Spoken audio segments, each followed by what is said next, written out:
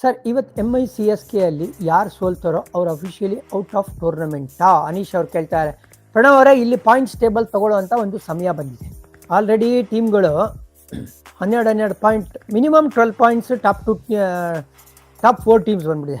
ಇವರು ಇನ್ ರಿಮೈನಿಂಗ್ ಮ್ಯಾಚಸಲ್ಲಿ 2 ಗೆದ್ರು ಅಂತ ಇಟ್ಕೊಳ್ಳೋಣ, 16ಕ್ಕೆ ಬರ್ತಾರೆ. ಇವಾಗ CSK ನೋಡಪ್ಪ 7ನೇ ಸ್ಥಾನದಲ್ಲಿದ್ದಾರೆ, 8 ಗೇಮ್ ಆಡಿ 6 ಪಾಯಿಂಟ್ ಇದೆ ಅವ್ರಿಗೆ. ಇವತ್ತಿನ ಮ್ಯಾಚ್ ಸೋತರು ಅಂದರೆ 9ರಲ್ಲಿ 6 ಆಗುತ್ತೆ, 5 ಮ್ಯಾಚ್ ಉಳ್ಕೊಳುತ್ತೆ.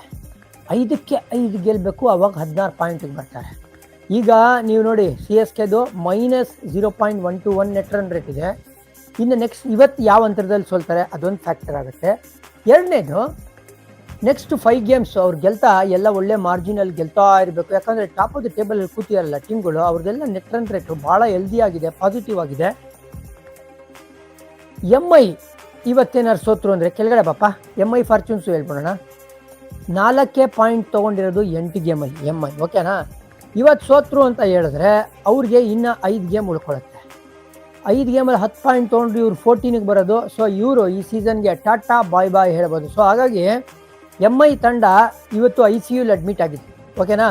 ಇವತ್ತು ಗೆದ್ದರು ಅಂದರೆ ವಾರ್ಡಿಗೆ ಬರ್ತಾರೆ. ಅದು ಆದಮೇಲೆ ನೆಕ್ಸ್ಟ್ ಒಂದು 2 ಪಂದ್ಯ ಗೆದ್ದರು ಅಂದರೆ ಮೇ ಬಿ ಡಿಸ್ಚಾರ್ಜ್ ಆಗ್ತಾರೆ. ಇವತ್ತಿನ ಪಂದ್ಯ ಸೋತರು ಅಂದರೆ ಈ ಸೀಸನ್ಗೆ ಮುಗಿದ ಕತೆ